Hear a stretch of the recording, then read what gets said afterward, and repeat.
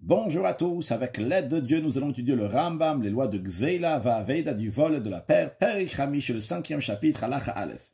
Asur liknot davar gazul min hagazan, il est interdit d'acheter un objet volé au voleur. Ve asur lesado al shinuyo, on n'a pas le droit non plus de l'aider à faire un changement sur l'objet volé qui est chez Ikne ou pour que ça va appartenir au voleur, car en effet, si le voleur il a changé l'objet à ce moment-là, ça lui appartient dans le sens qu'il n'a pas besoin de donner l'objet lui-même de retour au propriétaire, mais il devrait donner seulement la valeur de l'argent. C'est interdit donc de l'aider à faire ce changement-là sur l'objet chez Kalaos et Dvarim Baem, car tout celui qui fait ces choses-là, ou bien ce qui est semblable à cela, il soutient ceux qui transgressent, donc des transgressions des Averot. Et en plus de ça, il transgresse, chose que la Torah dit que tu n'as pas le droit de mettre une embûche devant un aveugle. Un aveugle, c'est pas quelqu'un juste qui est aveugle physiquement, c'est quelqu'un qui voit mal les choses, il voit pas qu'une avéra c'est quelque chose de mauvais. Et c'est la raison pourquoi il a fait cette avéra-là. S'il avait réalisé que c'était grave, il l'aurait pas fait. Et là, on est en train de l'encourager. Lorsqu'on l'aide avant, on doit changer l'objet. Halachabet, asur lehanot bedavar gazul. On n'a pas le droit de profiter d'un objet volé à fil ou leachayeush, même si c'est après le renoncement du propriétaire de le retrouver. Verus, si c'est la condition, chez Yad Abevada, chez Davarzeu Axela Atma. C'est lorsque la personne elle sait très bien que ça c'est un objet qui est volé, là il n'a pas le droit d'en profiter. Keitzad, comment cela? Yad Abevada Shabeim Azogzula, par exemple, s'il est sûr donc que cet objet, cet animal, il est volé, Asur Lir Kovalav, il n'a pas le droit de chevaucher dessus, ou Lachoshba, ou bien de l'utiliser pour labourer. Halacha Gimel, Gazal Baito Sade. Si quelqu'un a volé une maison ou un champ, Asur Lavobetora, eh bien, personne n'a le droit de passer là-bas dans ce champ, ou bien dans cette maison, les Kanes Abacham Dacham, ou bien de rentrer dans cette maison lorsqu'il fait chaud, donc pour être à l'ombre, ou Bagsham Dacham, bien s'il pleut, rentrer pour se couvrir de la pluie. On n'a pas le droit de rentrer dans cette maison. Pourquoi? Parce qu'on n'a pas le droit de profiter de quelque chose qui a été volé. Et si quelqu'un il est venu habiter dans cette maison-là, qui a été volée, eh bien, il a le devoir de payer le salaire de la location au propriétaire, au vrai propriétaire initial, évidemment pas au voleur, comme quelqu'un qui habite dans la cour de son ami ou dans la maison de son ami, sans son consentement, alors que cette maison-là, elle est faite pour louer, qu'il a le devoir de lui payer la location. Gaza de Kalim va sa même gâcher. Si le voleur, il a coupé des palmiers, il en a fait un pont, Asur la voralav, on n'a pas le droit de passer sur ce pont-là, de même tout ce qui est semblable à cela. Halakha dalet, mishe'avar ve'achalakze la'achayeush. Si quelqu'un il a transgressé et il a mangé de la chose volée après que le propriétaire a renoncé à retrouver l'objet. Donc il a transgressé ce qu'on a dit dans les halachot précédentes, qu'on n'a pas le droit de profiter de quelque chose qui a été volé. Eh bien, pas tout le shalem, il est exempté de rembourser au propriétaire. La raison, elle est parce que le vol, c'est vrai qu'il a ce qui était volé, c'est vrai que ça appartient pas au voleur par le fait que les propriétaires ont renoncé. Donc, ça appartient encore au propriétaire initial. Mais vu que les propriétaires, ils ont fait Yehush, ils ont renoncé à le retrouver. Alors, finalement, c'est plus sous leur domination, leur propriété. C'est comme de l'argent qu'il n'y a personne qui demande cet argent. Mamon she'en lotovim, qu'on ne peut pas dire à celui qui en a profité de le rembourser. Non, si il a mangé cette chose volée avant que les propriétaires ont renoncé. Et les propriétaires, ils veulent maintenant prendre de l'argent. Eh bien, s'ils veulent prendre mina ochel de la personne qui a mangé et non pas du voleur, Govin, ils peuvent prendre de lui, lui dit, t'as mangé cette chose-là que l'autre personne, il m'a volé, eh bien, rembourse-moi, c'est moi le propriétaire, Shadain Birshutani, parce que c'est encore dans leur propriété, vu qu'ils n'ont pas fait Yehush, ils n'ont pas renoncé. Veimratsu, si les propriétaires ne veulent pas prendre de celui qui a mangé, mais ils veulent prendre directement du voleur, eh bien, Govin Minagazan, ils peuvent aussi dire au voleur, l'autre, il a mangé la chose que tu m'as volée, eh bien, toi, voleur, tu dois me rendre la somme d'argent. Halachahe, Hagozel va mettre.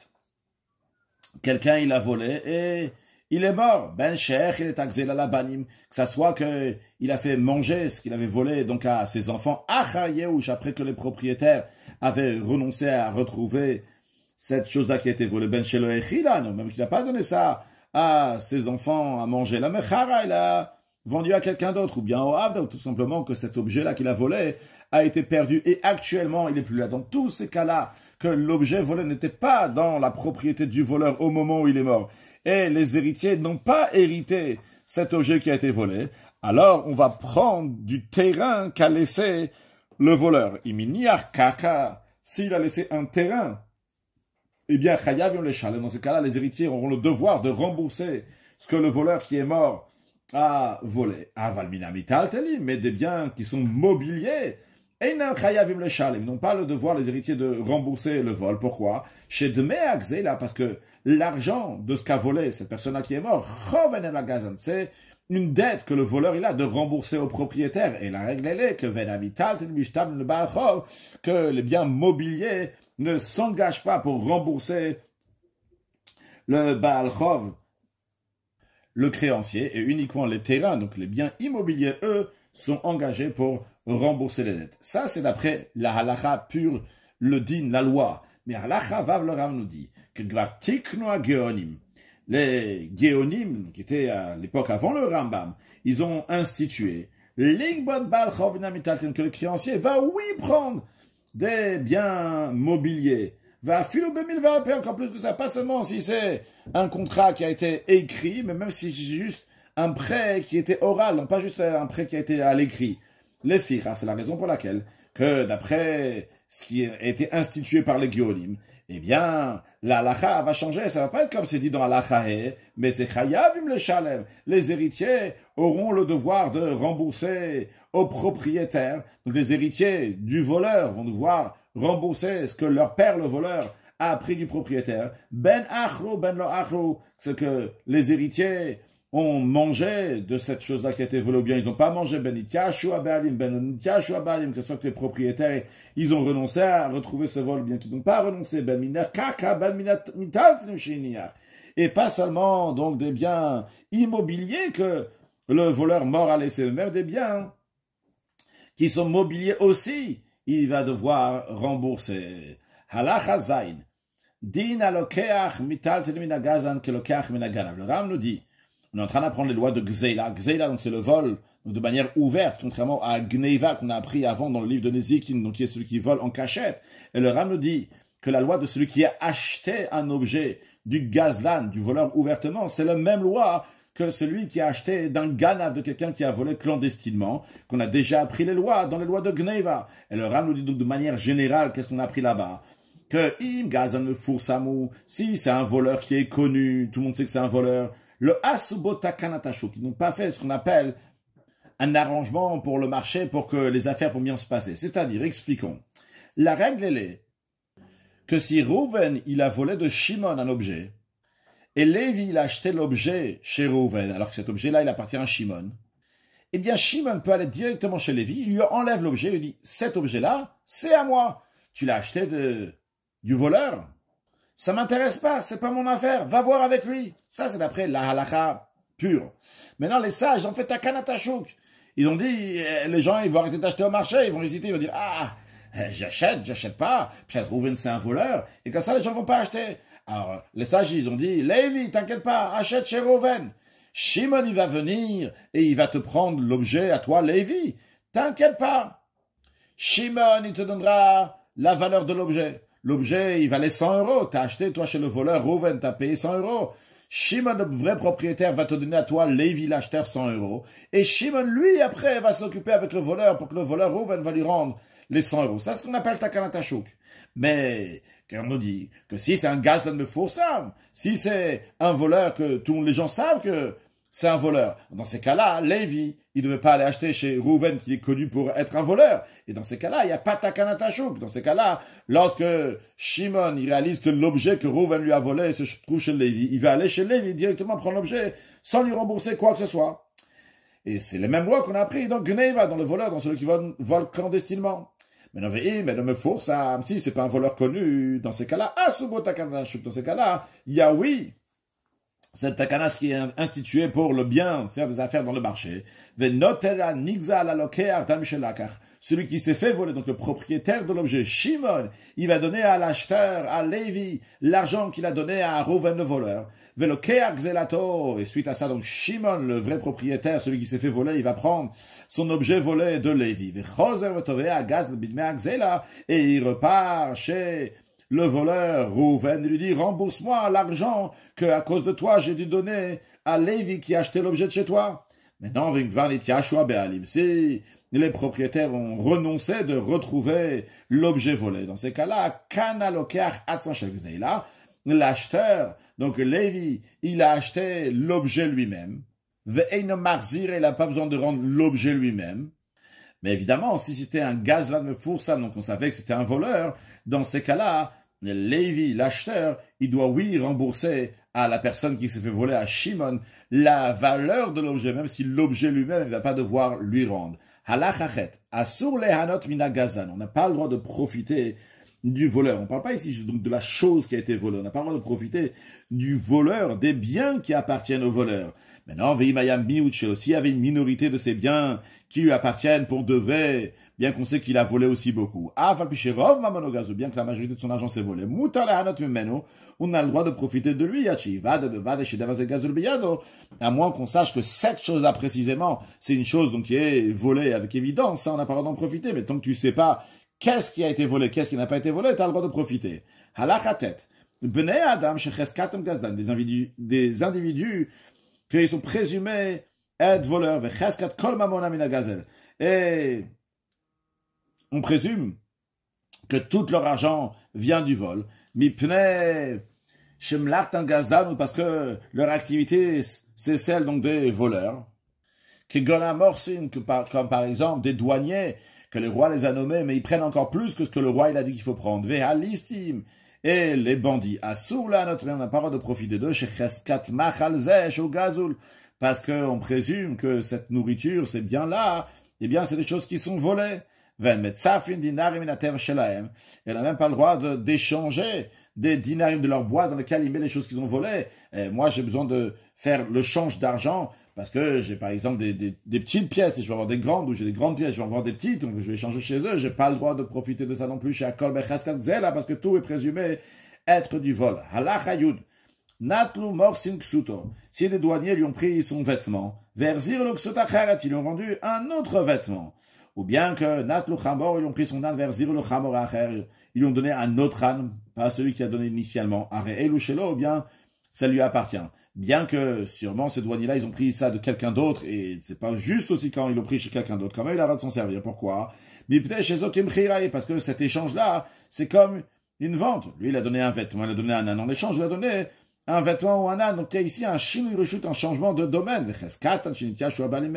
Et aussi, on présume que les propriétaires ont renoncé de pouvoir reprendre ça de chez ces douaniers. Et en plus de ça, en plus, il ne sait pas, au moment où il reçoit ce vêtement ou cet âne-là, il ne sait pas bevada chez eux avec évidence que c'est du vol. Mais non, si cette personne-là, veimaya vatik, s'il était scrupuleux, machmiralatz, il était exigeant envers lui-même, marzir anabel et marichon, dans ces cas-là, il ramène au propriétaire initial.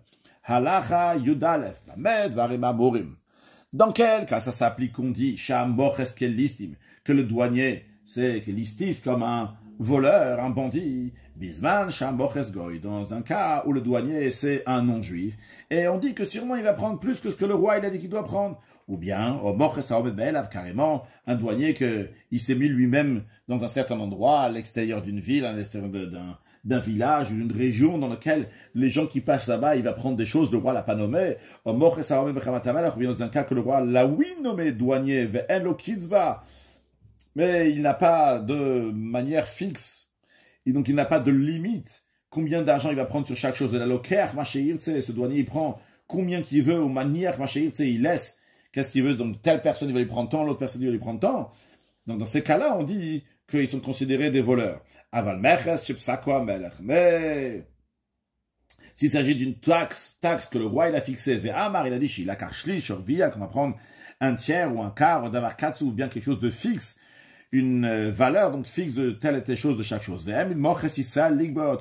il a mis un douanier juif qui va encaisser cet argent, cette partie-là au roi. Et ça a été su que cette personne-là, ce juif-là, donc il est fidèle, il est droit, il est honnête. Il rajoute rien du tout par rapport à ce que le roi il a décrété, il prend pile ce que le roi il a dit de prendre. Dans ces cas-là, il n'est pas considéré et présumé un voleur. Pourquoi? Le fichier dina malheur, dis-nous, parce que la loi que le roi il fait, c'est une loi c'est une vraie loi, donc il faut donner ce mech à ce taxe-là. Pas juste velod, pas seulement que c'est pas un voleur, elle a choix over. Si quelqu'un, il va essayer de passer sans payer à Mavrière, ceux qui passent, qui se sauvent comme ça sans payer, il est over, il transgresse de ne pas avoir donné ces taxes-là. Pourquoi? Parce qu'ils volent la part qui doit être donnée au roi. Ben Shayamer Goy, Ben Shayamer Israël, c'est que le roi c'était un roi non juif ou bien que c'était un roi juif. Halacha Yudbet continue aussi dans l'esprit donc de ce que le roi il peut faire. De même un roi qui a établi un impôt fixe pour les gens de la ville. Alcool ishveish, bien pour chaque personne, d'avoir katsuv, mishana leshana, quelque chose de fixe, chaque année qui doit donner tant de temps. Ou alcool sadeve sadeve de la katsuv, bien sur chaque champ, telle et telle somme qui doit être donnée. Chez Gazash Kamishi Yavoral Davarze, ou bien qu'il a décrété que tous ceux qui vont transgresser tel et tel décret du roi, il a krukol nechas avlevet tous ces biens, ils vont être pris pour la maison du roi. Kamishi Matse Basal Bishatagoran, mais qu'il a décrété que tous ceux qui vont être dans le champ au moment de l'engrangement, ou Itenamas Yalea, c'est lui qui va devoir donner les taxes qu'il y a sur ce champ-là pour pas que les collecteurs vont avoir besoin d'aller chercher le propriétaire. Ben Shayou Balasad et Ben Shelobasad, il a décidé que ça soit le propriétaire du champ qui est là-bas, mais c'est pas le propriétaire du champ qui est là-bas, mais c'est par exemple le métayer ou bien des associés qui sont là-bas. C'est lui qui va devoir payer tout ce qui est similaire à cela. Dans tous ces cas-là, le roi est no gozel. Il n'est pas un voleur. Et le juif qui encaisse cet argent-là pour le roi, n'est pas présumé être un voleur, vers au kacher. Il est qualifié, droit, honnête, c'est sa condition, que ce juif-là va pas rajouter en plus que ce que le roi il a dit qu'il faut donner, qui va rien changer, il prend rien pour lui-même, il prend uniquement ce que le roi il a dit qu'il faut prendre.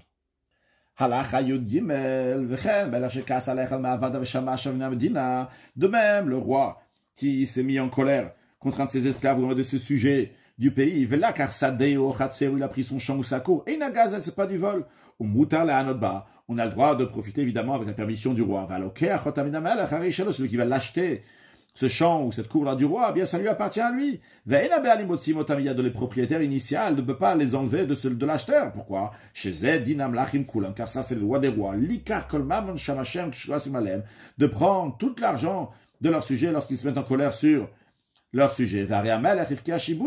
Et le roi, en effet, il a enlevé la propriété de ce propriétaire initial. Et donc, cette cour-là ou ce champ-là sont devenus comme quelque chose qui appartient à personne. Celui qui l'achète du roi, ça va lui appartenir.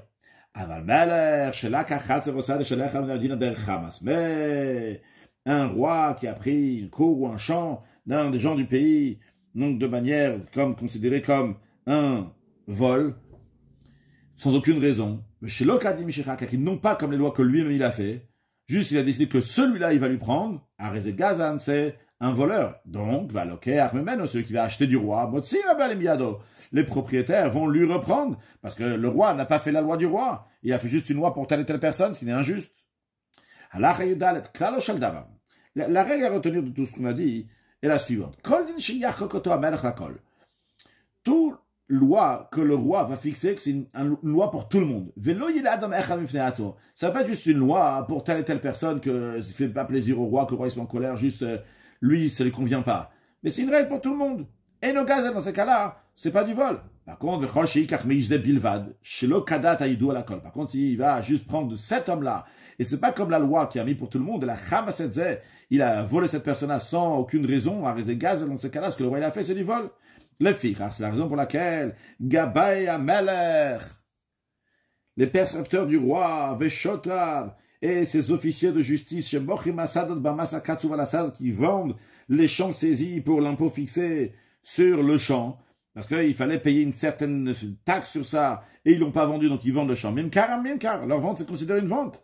Avalma, Sachalkol Ishveish. Mais la taxe qui est sur chaque personne que chacun doit donner. Et il prend de la personne elle-même, non pas de son champ. Les champs ne sont pas engagés pour rembourser cette taxe de la personne.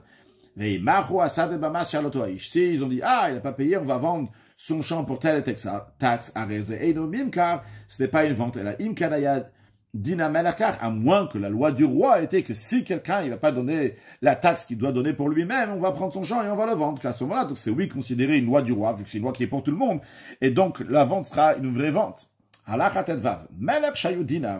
Un roi que ces lois étaient chez Kol Mishi Tenamas Shalasade, que tous ceux qui va donner la taxe qu'il y a sur ce champ-là, Tiasade le Notenamas, celui qui a donné la taxe, le champ va lui appartenir pour cette année. Ou Barar Balasade Vitamas, le propriétaire du champ, il s'est sauvé pour pas payer ses taxes. Ou basé, cette personne-là, une autre personne, elle est venue. Venatalmas Shaleh Alamela, qui a donné la taxe qu'il fallait pour ce champ-là, il a donné au roi. Ve'achal Perotea, et il a profité, il a mangé des fruits de ce champ-là. Enze Gazel, c'est pas considéré du vol. Elle a Ochal Perot. Il a le droit donc de manger les fruits de ce champ-là. Venotenamas, il donne la taxe au roi. Jusqu'à que les propriétaires vont revenir. À ce moment-là, le champ va repartir à son propriétaire initial. Chez Dina Melardino Kemoshamanu, car les lois du roi sont considérées des lois effectives, comme on l'a dit. Halachatet Zain. De même, dans le cas qu'un roi, il a décrété que celui qui va payer l'impôt sur la personne, il y a une personne qui devait contribuer une certaine taxe, il n'a pas payé, et quelqu'un d'autre, il a donné la taxe sur cette personne-là, et le roi, il dit que si c'est le cas, eh bien, cette personne-là, pour qui l'autre a donné la taxe, eh bien, l'autre, il va décider que cette personne-là va le servir. Ce que le roi, il a décidé. Et donc, il y a un juif, on va l'appeler Rouven, il a donné au roi la taxe que Shimon, il devait donner. Shimon, il est pauvre. Eh bien, Rouven, il a le droit de faire travailler Shimon encore plus que l'habitude, comme si c'était un serviteur, mais pas vraiment un serviteur comme on va voir dans l'instant. J'ai dit la Melardin, car la loi du roi, c'est une loi qui est effective. Par contre, un juif, donc Rouven ne peut pas faire travailler Shimon comme un serviteur, dans le sens qu'il va lui enlever ses chaussures, ou bien qu'il va amener ses ustensiles, ses vêtements à l'établissement de bain, bien que le roi, il a dit que tu as le droit de le prendre en serviteur, mais il ne peut pas le prendre en tant que serviteur total, comme on fait avec un serviteur. Halacha Yudzain. Meler shekarat ilanot shel bale batim. Un roi qui a coupé des arbres qui appartiennent à des particuliers, ve'asamem gash, avec ces bois-là, il a fait un pont, mutar lavoralav. On a le droit de passer sur ce pont-là. Même s'il a détruit des maisons et il a fait une route au Choma, ou bien qu'il a construit là-bas, à la place donc une muraille pour protéger la ville Moutar là-bas, on a le droit d'en profiter. Et de même tout ce qui est similaire à cela, chez Dina Melardin, car la loi du roi est la loi. Donc quel cas s'applique tout ce que le roi il fait, ses lois sont des lois. Un roi dont la monnaie, c'est-à-dire les pièces qu'il a fait, eh bien, ils sont utilisés dans ces terres où il exerce son pouvoir. Car ça veut dire que les habitants de cette terre ont accepté son pouvoir. Et les habitants de cette terre ont accepté que lui va être le maître. Eux, ils vont être ses serviteurs. Mais si sa monnaie n'a pas cours dans ces terres-là, donc ça montre que les gens l'ont pas pris en tant que roi. Dans ces cas-là, il est considéré comme un voleur avec un homme qui a des bras, qui est fort, quelqu'un de costaud, qu'avec sa force, il vient faire certaines choses, comme une compagnie de bandits armés, qu'évidemment leur loi n'est pas considérée une loi. Même ce roi-là et tous ses serviteurs, ils sont considérés comme des voleurs à tout point. Pour conclure avec un mot de Chassidut, on a parlé donc du roi, la puissance du roi, etc. Chez les Juifs, un roi, c'est pas juste quelqu'un qui va ordonner des choses du pays, mais c'est quelqu'un qui va les rattacher de manière très forte à Kadosh Baruch Hu, car la définition d'un roi, qu'au-dessus de lui, il y a uniquement l'Éternel, le Dieu qui dit quoi faire. Il n'y a personne d'autre qui va lui dicter quoi faire. Et quand le peuple se soumet au roi, parce que là, le roi, il donne le bit ou l'annulation qu'il a envers Kadosh Baruch Hu, il va le transmettre aussi au peuple, ce qu'on verra très prochainement lorsque Som Tastim Alech HaMelech, on va nommer sur nous le roi Melech HaMashiach qui va se dévoiler Bekarov Mamash. Une excellente journée.